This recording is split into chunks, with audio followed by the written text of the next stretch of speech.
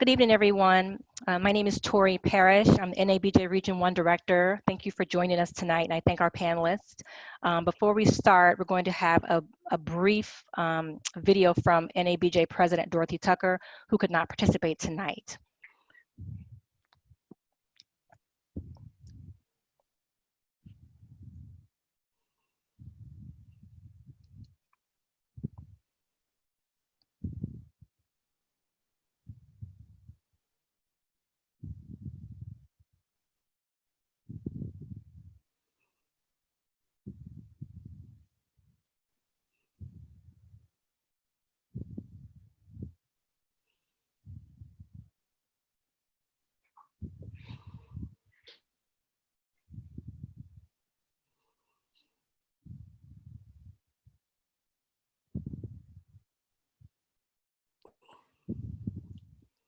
Listen to me for a minute. That's the smart. Kudos to you for taking care of yourself. As journalists, we see a lot of trauma. We hear a lot of disturbing stories, from crying mothers to grieving fathers to children who are in shock. It definitely affects your life. It affects how you deal with your family, how you deal with your colleagues. I know in my career, I've had to reach out to mental health counselors at least twice. I'm glad that I did, again, to acknowledge that every now and then we need to reach out to somebody and say, hey, can you listen to me for a minute? That's a smart move. Enjoy the seminar. Take notes. Okay. All right, that was President Dorothy Tucker. So thank everyone for being a part of this webinar tonight. We have 120 people registered, which is a lot of people. Again, the title is Beyond the Story, Self-Care and the Black Journalist. I'm going to introduce our panelists very quickly and turn it over to them because they are the experts. First, we have Jessica Larché, an Emmy Award-winning journalist, motivational speaker, wellness advocate, and creator of the Decide to Live podcast with Jessica Larché. She is a morning anchor at News 3 This Morning at WTKR in Norfolk, Virginia. And she has had experience with a journey, a transition, extreme weight loss, and getting her health on track through doing the motivational work, the physical work, mental work, and she's going to talk more about that. Next, we have Dr. Angela Neal-Barnett, who is in Ohio. Dr. Angela is a national award-winning psychologist, professor, and leading expert on anxiety disorders among Black Americans. She's the first African-American woman to be tenured and promoted to the rank of full professor in Kent State's Department of Psychological Sciences and in the College of Arts and Sciences at Kent State University. And she is her work focuses on sisters offering support, sister circles. And next we have Dr. Dionne Metzger, who is a psychiatrist in Atlanta, manages her own practice, and has completed psychiatry residency at Emory University. She's currently in faculty as a professor of psychiatry at Emory University School of Medicine, Medical College of Georgia, and Morehouse School of Medicine. She's a recognized member of Emory University's inaugural class of 40 under 40. She's a health and wellness expert who's been featured on The Doctors, Oprah Winfrey Network, ABC, NBC, and so on.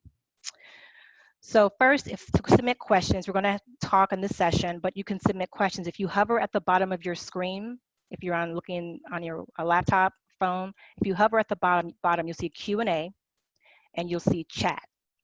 If you want to submit a question, submit it on Q&A, and that's anonymous. If you're not concerned about who sees, you can submit it on chat. So we'll take questions all the way through, and then at the end, we'll have a free-for-all for all questions. So the first thing we're going to talk about is self-care. Dr. Angela, how would you define self-care? You're on mute, Dr. Angela. You're on mute, Dr. Angela. Thank you. Thank you for letting me know. Self-care is putting yourself first. It is recognizing what is happening with you. It is telling yourself the truth about where you are physically, where you are mentally, and then taking the steps, baby steps sometimes, to make sure that you put yourself first. Okay. Dr. Dionne, how would you define it? Dr. Dionne, you're on mute. You're on mute. Thank you. I define it as self-care is really having balance. So, basically balance between our work life as well as our home life and our health. So my true definition of it is having balance between everything, because that's when we prevent burnout. Okay. Now, Jessica, you've had experience with this. Can you talk a little bit about your journey in self-care? Well, again, it's so great to be with everyone here. And I'm so grateful we're doing this, because especially as journalists in the media field, we need this, and we need permission to be able to say when we're not okay. Self-care for me started with my wellness journey. I've been grateful to share it with many of our members, but I struggled with food for a very long time. Growing up in New Orleans, food was kind of a part of the culture and a part of the family. But it grew into a toxic relationship with food when I was using it as a coping mechanism emotionally. And as I got into my 20s, I got up to 270 pounds. It did not prevent me from getting my job in television news. I'm grateful that I had news directors who hired me and saw my work and did not allow my weight, as some people did, to not have me be in my role as a storyteller. So I'm grateful for that. But I didn't lose weight for the business. I had several health scares that led up to that. The first thing was my dad was 500 pounds when he passed away. He struggled with drug addiction at one point, which turned into a food addiction, and he ultimately passed away. He was only 57 years old. And then I had a panic attack on the air. I was rushing one day, downing coffee and sugar, and binge eating in my car in between stories, and ran up the stairs for a story, couldn't catch my breath, and freaked out, quite honestly. And several months later, I had a high blood pressure scare. My blood pressure was something like 150 over 100, and which is hypertension, and it was going up. I was only 27, and so I had a decision to make. I was allowing the pressure of trying to be perfect in this business, trying to, I wanted to make it to network at a certain point. What was that going to look like? And trying to do all of that and using food as a coping mechanism. And so that's why I say decide to live. I had to make a decision that this wasn't about wearing a certain size dress. It wasn't about this business. It was about making decisions that would allow me to be here to fulfill my purpose. So self-care became going to therapy when I realized, hey, I'm not handling this in a healthy way mentally or physically. Self-care became going to the gym. It became journaling. It became when I got ready to be open and vulnerable about my experience to help give other people, especially Black journalists and Black media professionals, the permission to say, you know what, I'm not okay. And it's okay to go seek help, to get tools to help me process this and understand where I am so I can get my footing. Thank you. And you brought up a good point, talking about not being okay. For everyone who's on the panel, you can submit questions. If you hover at the bottom of the screen, you'll see Q&A. That's anonymous questions or comments. You'll also see chat, and that's everyone can see your comments. So feel free to submit questions or comments throughout. Jessica, you mentioned being not okay. Dr. Angela and Dr. Dionne, can you talk about recognizing when you need help or when you need to at least acknowledge that there's a problem? And I'll go first. Okay. One of the first things that you can see, and we've used different terminology for it, but it's basically when stress takes us over. So you may notice symptoms like you are not sleeping as well. You're having difficulty both falling asleep or even staying asleep, having early morning awakenings. Your appetite changes. She had mentioned that having really bad binge eating kind of episodes, that's very common when we're burnt out, where you might even crave carbs, and there's even some biology to that. But also just anxiety, just feeling tense. Literally having muscle tension is something that we can see. So we look out for like all of those signs, that changes in the sleep, the appetite, and the energy, but just kind of that constant sense of tension and worry is also another big red flag. Okay. Dr. Angela? Thank you, Dr. Dionne. I agree with Dr. Dion. One of the problems becomes, and this is really true in Jessica's story, she had the panic attack, and yet she kept going on. You kept on keeping on. And so what we find is, particularly for Black folks, is that we just don't pay attention to the signs and the symptoms until it's almost too late. And Jessica's story very nicely encapsulates that. We think we have to be strong, we have to be the strong Black woman, the strong Black man. We're the only one, we may be the only one in the newsroom, at the paper, in the communication center. So we feel like we can't pay attention to those symptoms. So it's so important that if I don't feel like me, that's a warning sign that, okay, I need to take a step back and do some self-care. But far too many of us ignore the warning signs until something catastrophic happens. Catastrophic as in what, Dr. Angela? What are the risks if you don't practice self-care? What are the risks?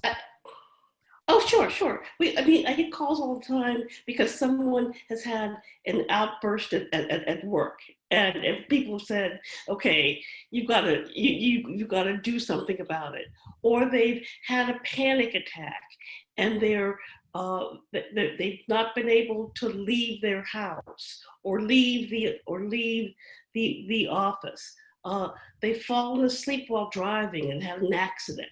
These are all things these are all the types of emails and calls that I receive from somebody who has chosen not to put themselves first. Thank you. So what are some, go ahead. Well, Tori, I was just going to add to that too. A big part of it, at least for me, and I know a lot of folks who are watching can probably relate to this, is admitting that something's not right.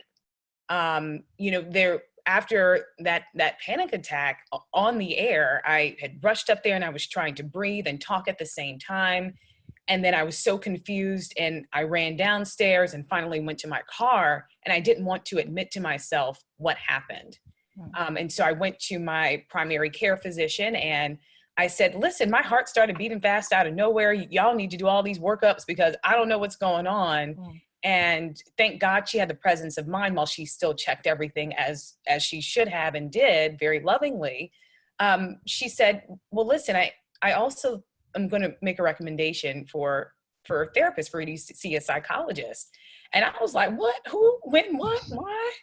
And it took me a while until I had to come to that fork in the road to say, listen, if you don't have a humble and vulnerable moment to say, you know what, I need help navigating this, you're going to be spinning out of control if you don't do that. And so the ability to take a deep breath and say, you know what, I'm not okay right now, and that's okay.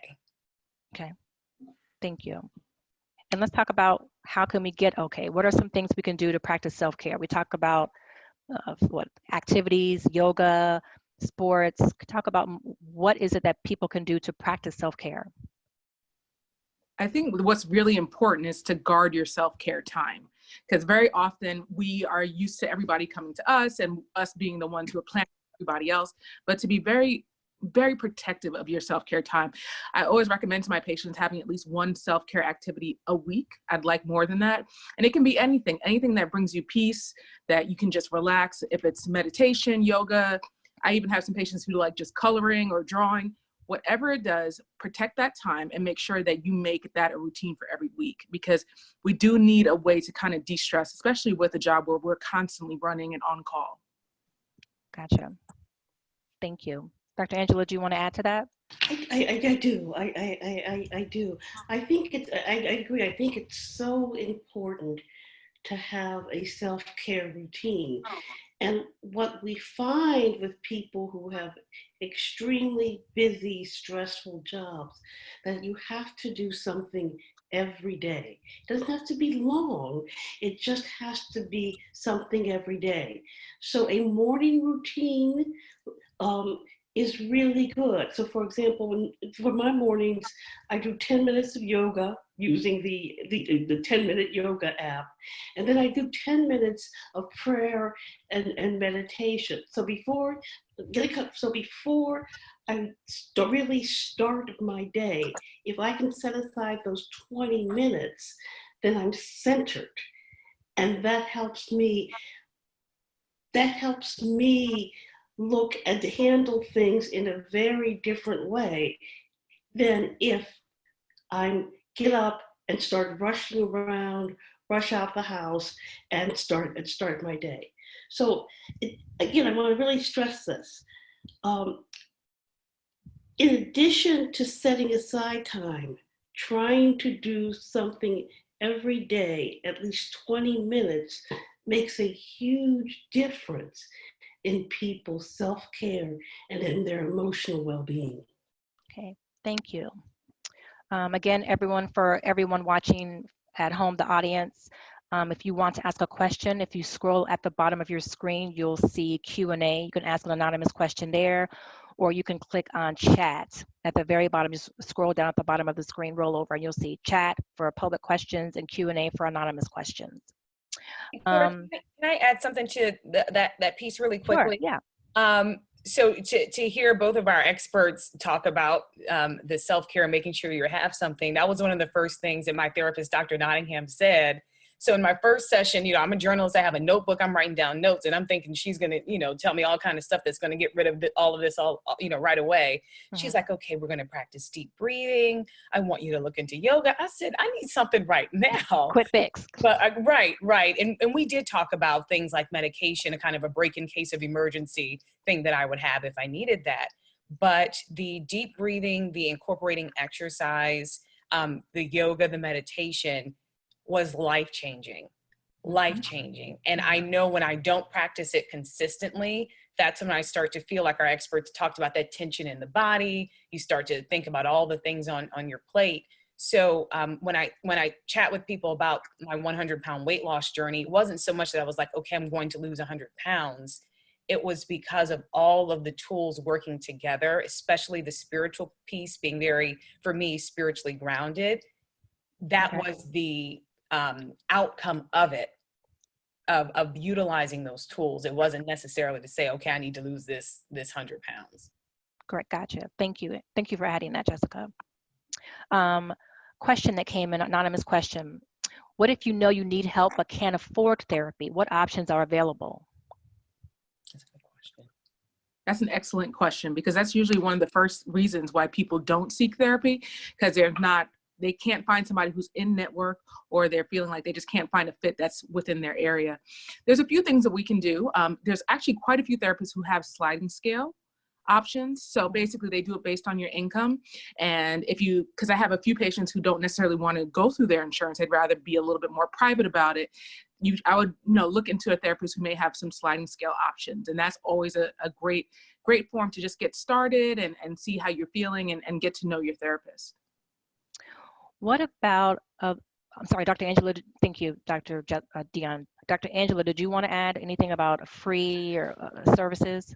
Sure. If you live near a university, oftentimes there are free clinics there, and particularly if they have a med school, there may be a free clinic for residents, or if they have a graduate program in psychology or in counseling, there are clinics where because your therapist is in training and being supervised by somebody who is a licensed therapist, that you can get free treatment.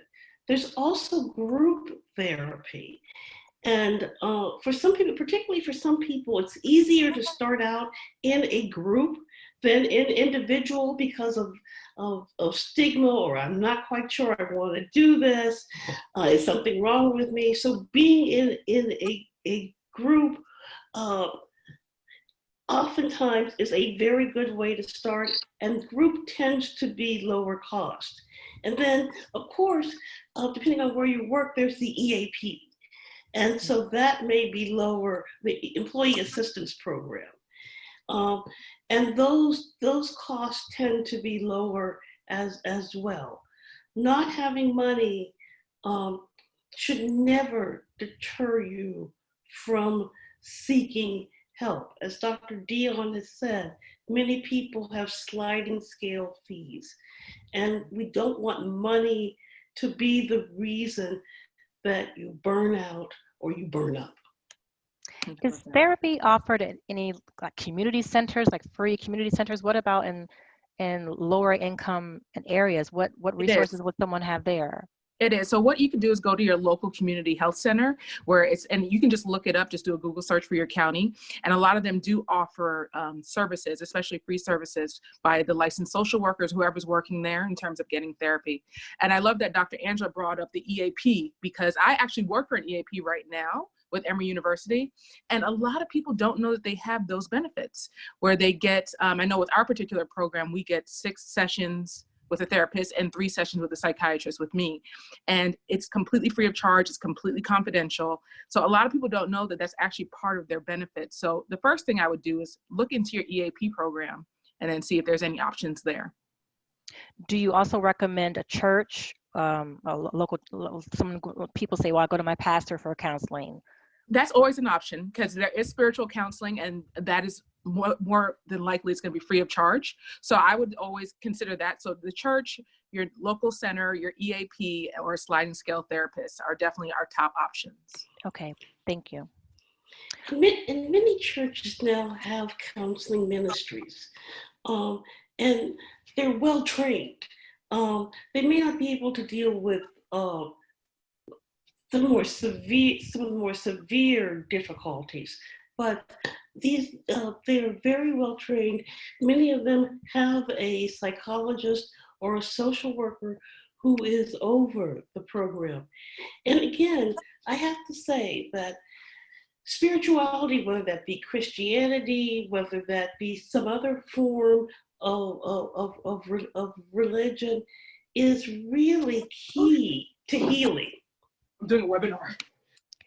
I just to add to Dr. Angela, I think more and more we're seeing the intersection of faith and therapy when we're talking about mental health, which Absolutely. is amazing, and I think so healing for all of us, because my therapist likes to say faith without works is dead. So there's a piece where, my perspective is that God puts all of us here to help.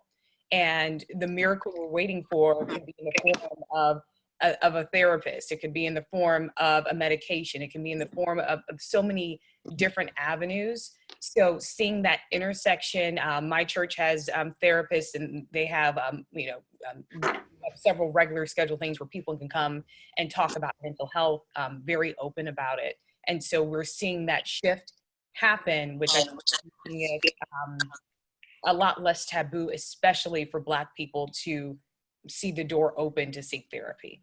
Exactly. And it's a wonderful shift. It's a wonderful shift. Integrating them. Excuse me. We have a written message in the chat from Juliet to all panelists. She says, I'm a science editor. Covering mental health and medical topics can be anxiety-inducing, especially if there is a personal connection. How can we get our peers and other editors involved in a safe way, protecting job security and privacy when work hits close to home? And then our second question was, why does the brain crave carbs or trigger binge eating when stressed? Mm-hmm. Well, I'll take the second question about why do we crave carbs? Actually, there's a serotonin boost that we get from eating carbs, believe it or not. So the whole thing about, I'm so depressed, I'm just going to go sit in a bowl of ice cream. It's a real thing, because our brain's biology does crave that kind of instant boost that we get from the carbs, and we get that kind of instant feeling of happiness. But unfortunately, it ends up becoming a crash not too long afterwards. So instead of looking for carbs, that's why we always recommend physical activity instead, where you still get that boost of energy, you get that boost of just peace and happiness, but it's more long-standing. Okay. Thank you. Does someone want to answer the first question? Again, she said she's a science editor. She says covering mental health and medical topics can be anxiety inducing, especially if there's a personal connection. How can we get our peers and other editors involved in a safe way, protecting job security and privacy when work hits close to home? I can talk a little bit about this. It's difficult, and I think it's the vulnerability and the courage to have a conversation with your manager to say, listen, this is going to be difficult for me to cover. Can we consider a different assignment?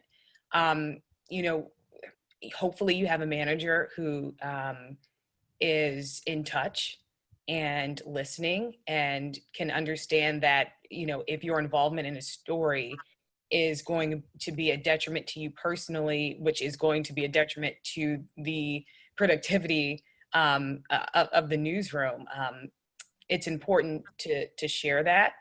I've been a morning anchor at News 3 for 5.5 years now. Before, many years before that, I did investigative and special projects reporting primarily. And after a while, certain stories, while they weren't hitting close to home, to me, you have to be careful not to let them change your perspective of the world and your perspective of people. So when I started anchoring mornings, I was able to have a better balance, but I like to call that divine intervention of the time when I was utilizing those tools and feeling good. But there's only so many court cases, you know, you can cover sometimes where you're unfortunately looking at crime scene photos and you're seeing people who are passed away in some of the most gruesome ways, that you have to have a real conversation with yourself about how much more of that can you allow to weigh on your heart.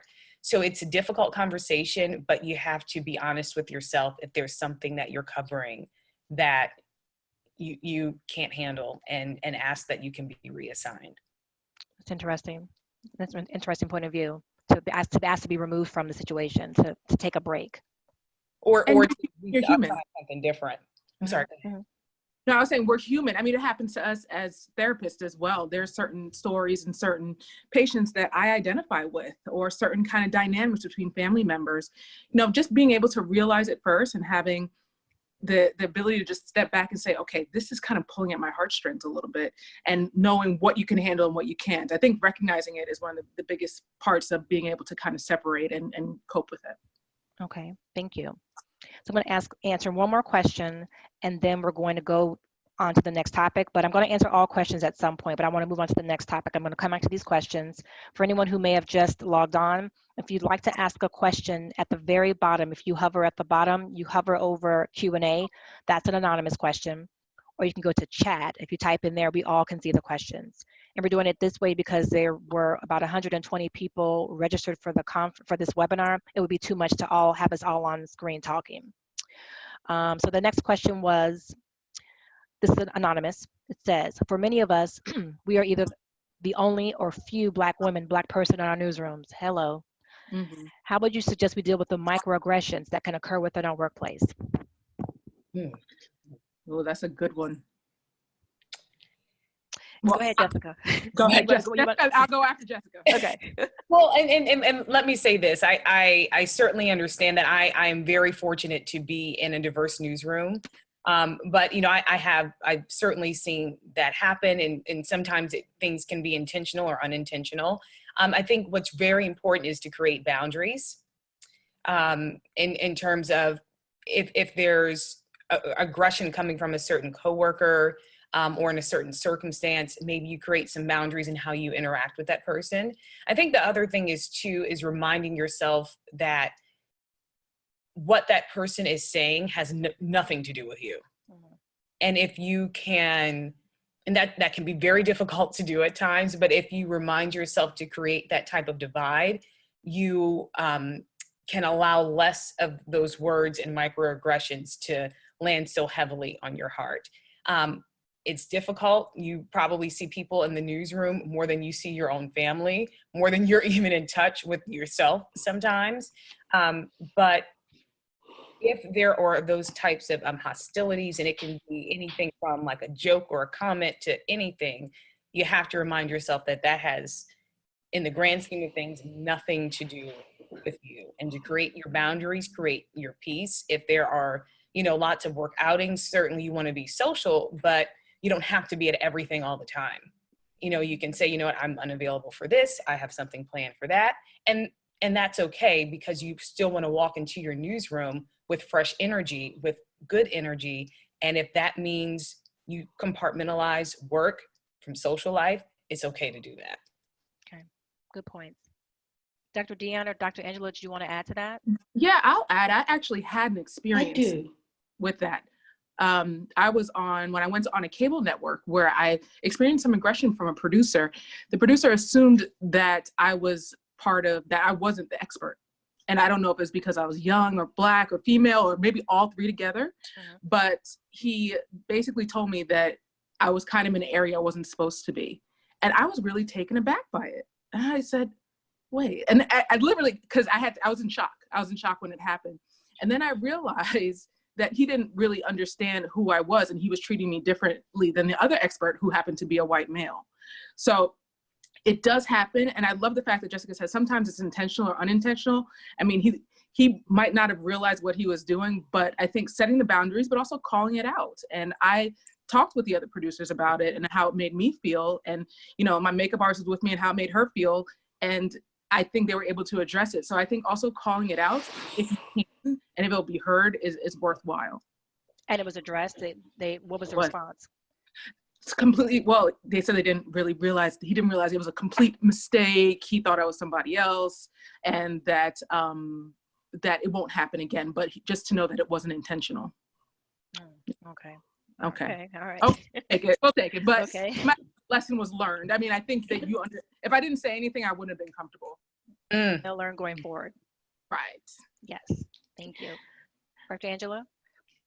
I do, because I think there are people who go to work day after day, year after year, and they are the only ones. And what I say is they need to get paid for being Black and for being in that environment. Both our panelists have given some really wonderful recommendations, but for people who are doing it day in and day out, what we find is that's not enough. And part of what has to happen, this is where sister circles become quite important, is either on a weekly basis or on an every other weekly basis, meeting with other women or other people who are in the same predicament. Because first of all, you have to know that you're not the only one. Two, you have to hear how other people are dealing with it. And three, you have to do some things. There's actually microaggression therapy or racism therapy. There's something called a recast.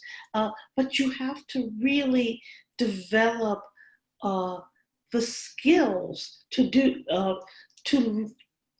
learn how to better do this, because microaggressions, racism are stressors at best, and at the worst, they're trauma.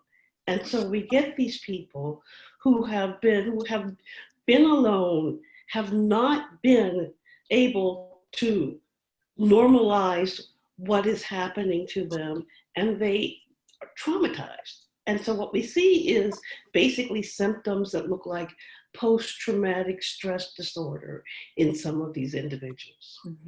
Okay, thank you. Thank you. That's important to have a good support system. So for everyone who is sending questions, again, I keep repeating at the bottom of your screen, if you want to submit a question, if you hover over Q&A, you can submit that anonymously. If you hover over chat, you can send it and we all can see. I'm going to go to the next section. I'll come back to questions toward as we go forward. The next thing I want to talk about is self-care. Finding work-life balance.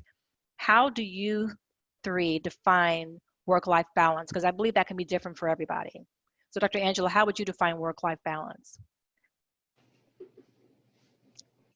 You know, I have people who, I've read people who say that work-life balance is a myth. I don't think that's true. I don't believe that. I think you can do it. It just doesn't look 50-50. And but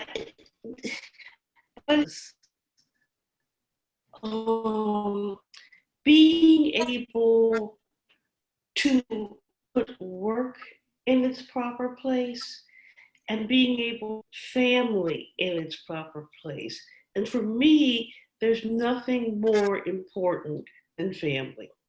So that really, I try to put that first at the same time and teach people at the same time, what is it that you have to do at work? What are the requirements for the job? What are your goals for the job? How do those goals align with your goals for the family? And it's a constant work. And for me, and for the people that I see, it's constant work. You may have it all set for 6 months, and then something changes, and then you have to go back and. Dr. Angela, we lost the sound for you, so I'm gonna go to Dr. Dion. Thank you, Dr. Dion. Yeah, for work-life balance, I think what a lot of people need to realize, it's personalized. It's very relative. Because some people say, well, is it 50%, 50-50, just like Dr. Angela was saying? That's not necessarily, it's not cut and dry like that. So for some people, it's all based on what works best for you, what makes you happy, not what the standards are, not what you see other people do, because there are some people who like work and who don't mind it being 70-30 or 80-20.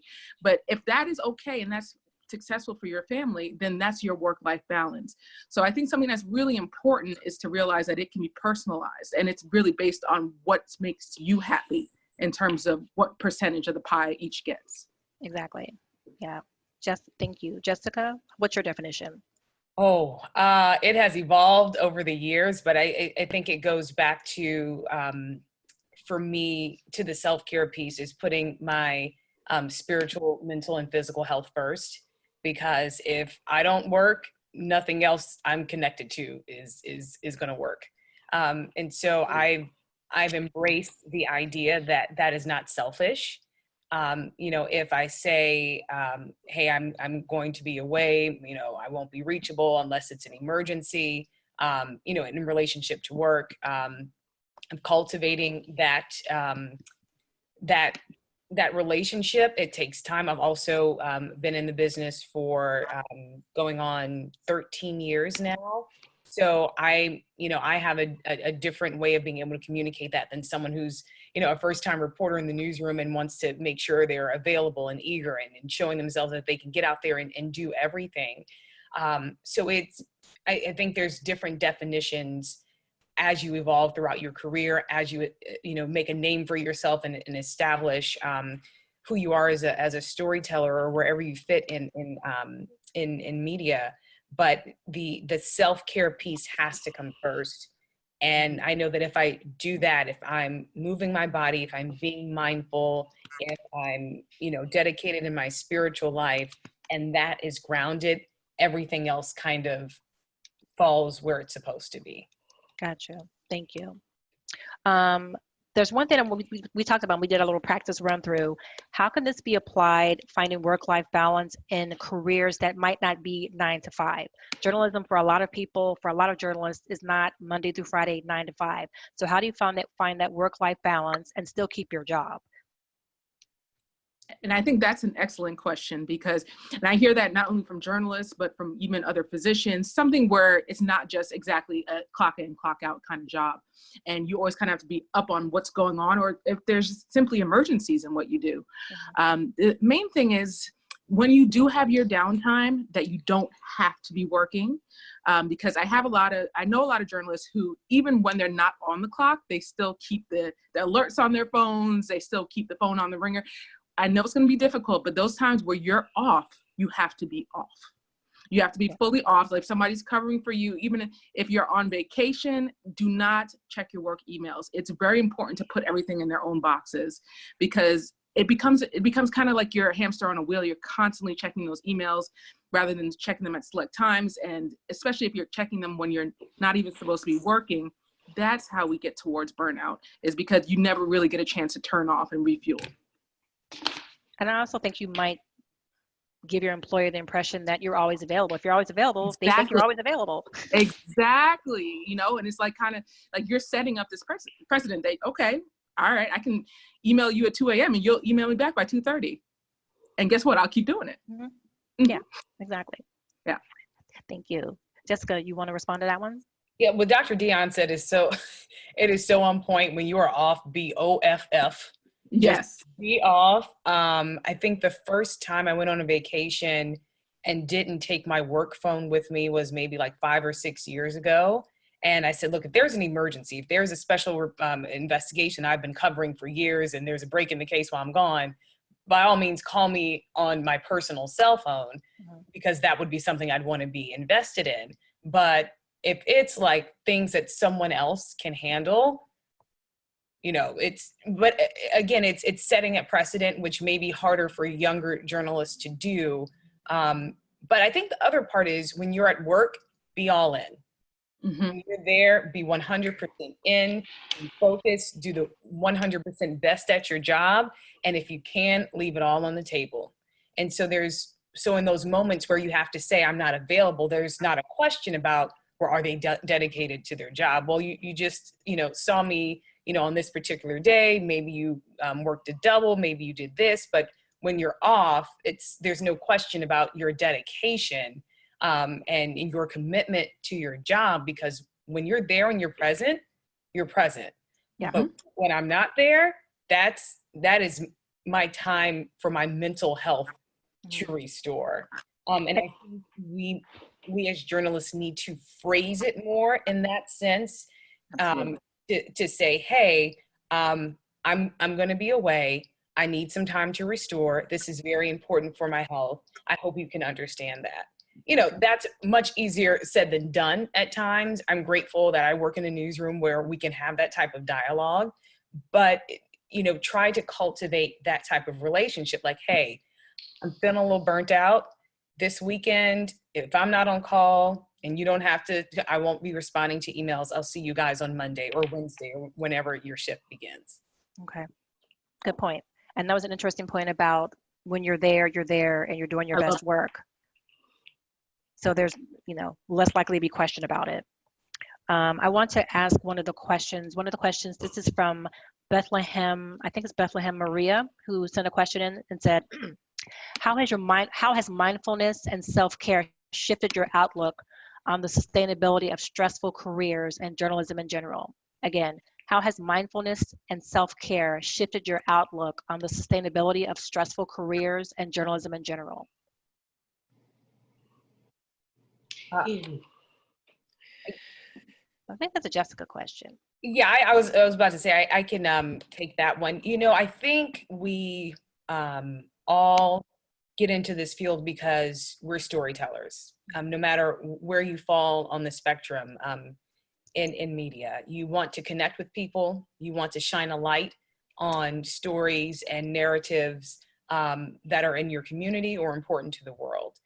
And I think we sometimes think that success in this business only looks one way. But even my own perspective of what success looks like has evolved. We think we have to make it to the network level, and that's the only thing that is considered success. And that is a great achievement. It is a great achievement to be able to celebrate, to be able to reach people all over the country and all over the world. But if you don't make it to what you think success looks like, it doesn't mean you're not successful. So I think it's all about alignment. What is important to you? And you focus on that, whether it's a beat that you pick up or something in that nature. If you can align your career with something that speaks to your overall purpose, I think you have less of the burnout, whether in the other sense, you feel like you're chasing everything to reach a goal that society says is the goal.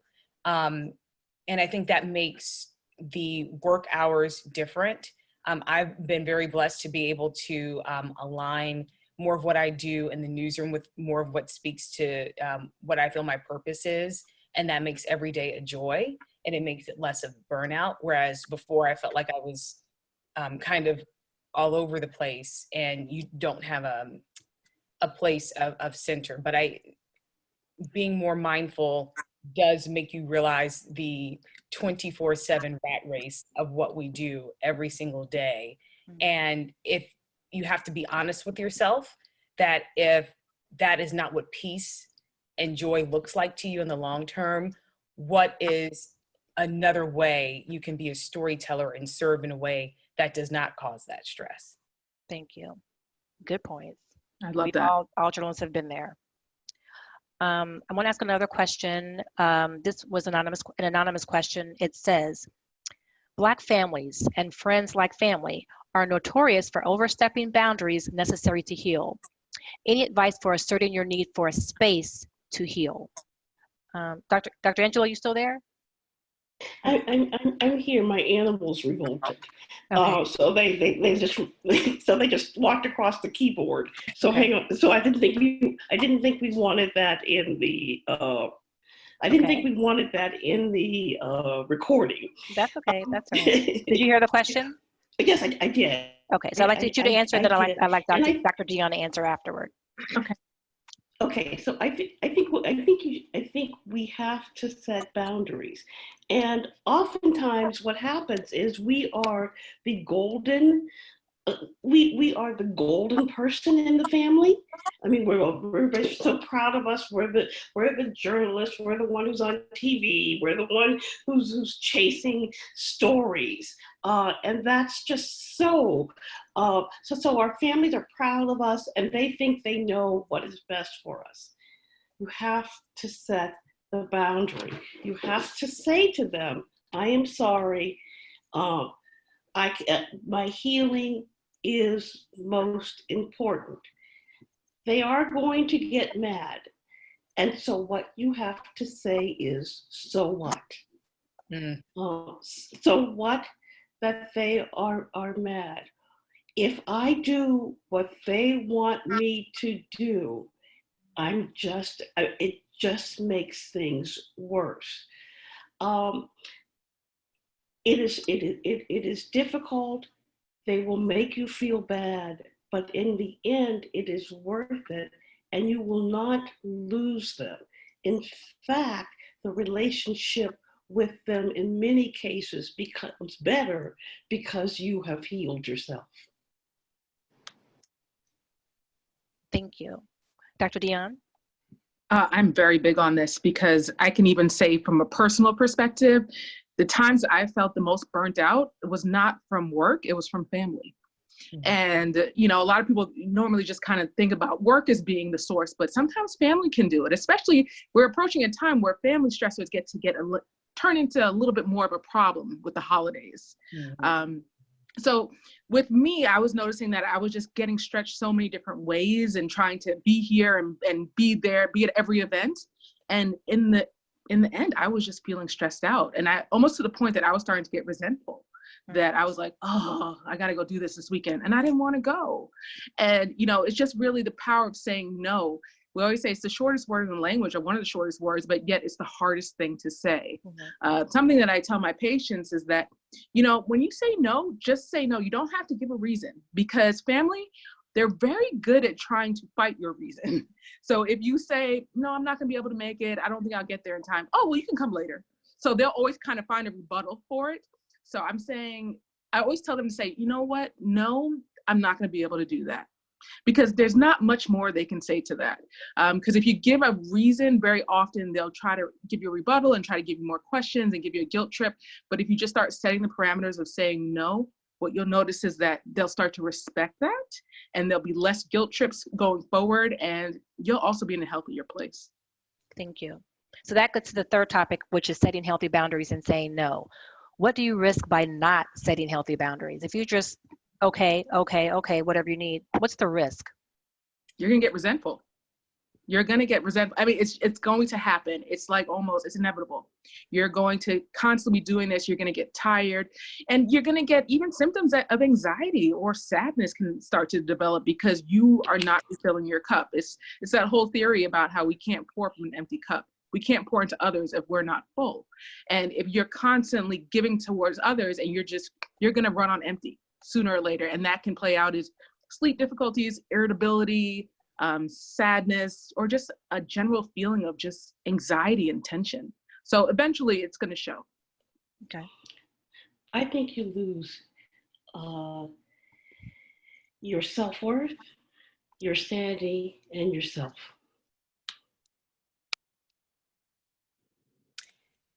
I would, just talking about the boundaries piece, one of the best things that ever happened to me in terms of learning how to set boundaries was anchoring a morning show. Because when I first started anchoring mornings, you know, we wake up at 2:30 in the morning. So in order to even get a shot at getting 7 or 8 hours of sleep, I need to be in the bed by 6:30. And so I would used to stay up to MC events for, you know, different causes or charities. Like, hey, this is going on. Yeah, I can stay up. I can take a 4-hour nap and get up and anchor a 4.5-hour morning show. Sure, no problem. I can do it. And then after a while, my sleep was very fragmented. And then you start to feel the anxiety start to creep up and the tension. I said, oh, wait, Jesus, I'm not doing that again. So it helped me set boundaries to say, on very rare occasions, like in something like this, where I know it's going to serve a greater purpose, like it has to be in alignment. And then I may stay up one weekday night a month, something that's very important to me. But even my family knows, my husband and I, our last phone call is like at 6:30. My phone is on silent except for emergencies. I don't talk during that time. My Fridays are my time to restore. And learning to set boundaries with that is helping me set boundaries in relationships, with friends, with coworkers, with family. And it has been a huge saving grace. So, you know, it's easier said than done, but you have to do it because if not, you risk losing yourself. Exactly. Thank you. So we have 8 minutes left, so I'm going to speed this up. And one question we got before the webinar was, how do I deal with social anxiety as a journalist, especially around others who are extroverted? I feel left out, honestly. Can one of the doctors answer that? Or maybe that's a Jessica question. Again, how do I deal with social anxiety as a journalist, especially around others who are extroverted? I feel left out, honestly. Okay, so social anxiety is what must other people must other people think, or what are other people thinking, and you can be socially anxious both in positive and in negative situations. The key is to keep putting yourself out there. That's called exposure. That if you keep doing the thing that makes, if you do the thing that makes you anxious, you learn that it's not as bad as you think it is. And you become better and better at it. You'll never, if you're not an extrovert by nature, you're not going to become an extrovert. But you will begin to feel more comfortable in those situations. If it's problematic, then one of the things you want to do, again, is seek out a therapist. And you want someone who does cognitive behavior therapy. And that's because that's the gold standard treatment for something like social phobia, social anxiety. Okay, thank you. So I'm going to speed up the process. We have about 6 minutes left, and I also want to be able to have all the panelists give their contact information. I'm going to the next question. Someone asked for resources or guidance on how to find therapists who specialize in dealing with racial microaggression. And someone asked for apps anonymously, apps to help with self-care like meditation, exercise, and yoga. Okay, well, one of the apps that I really like is the Calm app. So that I'll start with that question. That one has been pretty effective, and I have quite a few patients who use it. And Calm, C-A-L-M? Uh-huh. Okay. Yeah. And the other question about finding a therapist who deals with microaggression, I mean, Racial, it can be, racial microaggression. Mm-hmm. yeah, racial microaggressions. I think there's a few that they might specify it. So it will be worth a Google search, but I noticed that a lot of patients, they preferred if they have a therapist who looks like them. And they said, because they're just, either they've experienced it themselves or they might understand a little bit more about the experience. And they often feel bad. And they said, well, you know, is it okay that I want an African-American therapist? I said, it's totally fine to want a therapist that looks like you if you feel like you're better able to connect. Okay. Let me make 2 recommendations. ADAA.org, the Anxiety and Depression Association of America. Wonderful, wonderful network and resource list for therapists. The Association of Black Psychologists has people, a wonderful resource list as well. And they have people who specifically deal with the effects of racism and microaggression. Daryl Wing Sue, who was the architect of microaggressions and a counseling psychologist, also has a book out on how to deal with microaggressions, and you may find that helpful as well. And the Calm app, Dr. Dionne, is just excellent, excellent, excellent. Okay. Someone who asked about the apps for self-care, like meditation, exercise, yoga, etc. Is that the Calm? Is that what the Calm will be used for, Dr. Dionne? Yes. Okay. So help with mindfulness and meditation. Okay. And there's a 10-minute yoga app that is really very, very, very good. And it's just 10 minutes.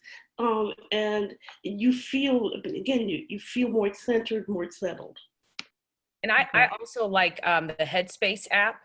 I find that one really helpful. There are even meditations that you can do on your drive to work. You can, it's similar to the Calm app, but Headspace I really like. And then, you know, I would say, and I'm growing into my yoga practice, but I also love to dance.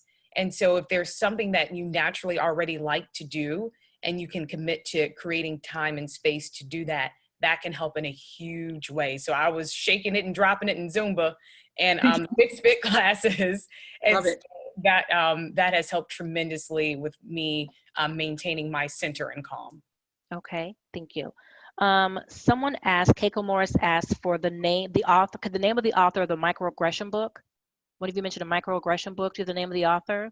Microaggression, his name is Daryl Wing Sue. You search for that name, the book should come up. And he's at Teachers College, which is Columbia, right? Is that right? Okay. Daryl Wing, W-I-N-G? Yep, he's Chinese. So Daryl Wing, W-I-N-G, Sue, S-U-E. Okay, thank you. Thank you. Let's see if I have any questions here. One said, it's 7:58, so Kanya, you there? Kanya? Yes, I'm here. Do we have to stop at 8 or can we go like a few minutes past that? If you all want to take another 5 minutes so you can give your Contact information and get those last questions answered, that's fine. Okay, thank you. All right, can all the panelists, I want to thank all the panelists before I ask the final questions. I want to thank all the panelists for being on this call, this webinar tonight. They all donated their time and I really appreciate it. Do you all want to give the best way to reach you, for our audience to reach you going forward? Well, my website is DionMetzgerMD.com, and you can see a lot of the topics that we talked about today, including self-care. It's spelled DionMetzgerMD.com. And that's also my Twitter handle and my Instagram, just Dionne Metzger MD. I'd love to have a dialogue on social media, just talking about ways to kind of improve our work-life balance. And, you know, I'm very responsive in terms of my website as well as my social media. Okay, thank you, Dr. Dionne. Dr. Angela, best ways to reach you, social media? Yes, you can reach me via Twitter. It's at Dr. Angela with a J.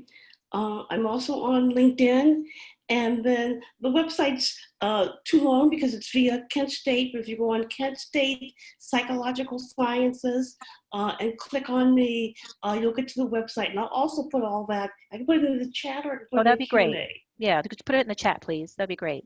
And when you do the chat, when you select put to all attendees, let me see. It says to all panelists and attendees when you type in there. Okay. Okay. And Jessica? Again, Jessica Larché. You can find me at jessicaonajourney.com. Again, that's jessicaonajourney.com.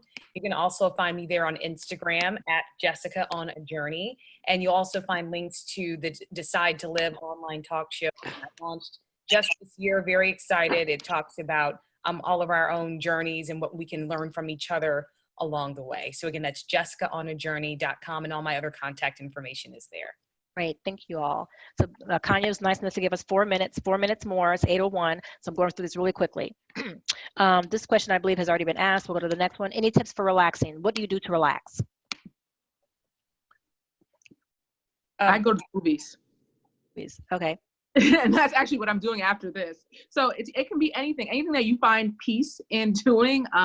It doesn't have to be kind of what your friends are doing or what you see other people talk about. Whatever is relaxing for you is, I think that's most important. Okay. Jessica, Dr. If I'm feeling deep, I'll meditate, do yoga, or work out. If it's not that deep, I literally, as a decompressor, I will look at dresses online that I have no interest in buying. Okay. Window shopping online. Okay. Thank you. I do that with shoes also. So Okay. yeah, I do that one. Okay. Dr. Angela, did you answer that question? Yes, I didn't. I golf when it's not snowing because I find that very reflective and peaceful to do yoga and then just sitting out on the deck and reading. Okay, thank you. Thank you. Next, anonymous question. Whom do you turn to when you can't count on your family/friends for support? Therapist. Okay. Mm-hmm. Therapist. Yeah, therapists and even like your church family. I think this is the importance of therapy, is having kind of a non-biased person that you don't feel guilty or you're burdening with telling them about your problems. This is the time where having a counselor really is beneficial. And guess what? Therapists have therapists. So we all can benefit from it. Thank you. Next question was, will there be a list of the apps, books, etc. recommended? Also, will there be a rebroadcast of this webinar? Yes, this webinar will be recorded. Kanya, do you know when it's going to be available? Kanya?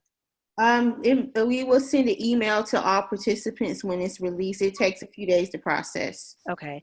And then the apps and books mentioned, I mean, I don't know a way to do that because there was a lot of stuff mentioned, but it will be in the recording. And some of that, you can also reach out to the panelists. If you look on the right side in the Zoom webinar chat, it has all their contact information. So whatever they mentioned in the webinar, you can contact them for that. I know Dionne mentioned Calm, the app called Calm. Mentioned. What'd you say, Dionne?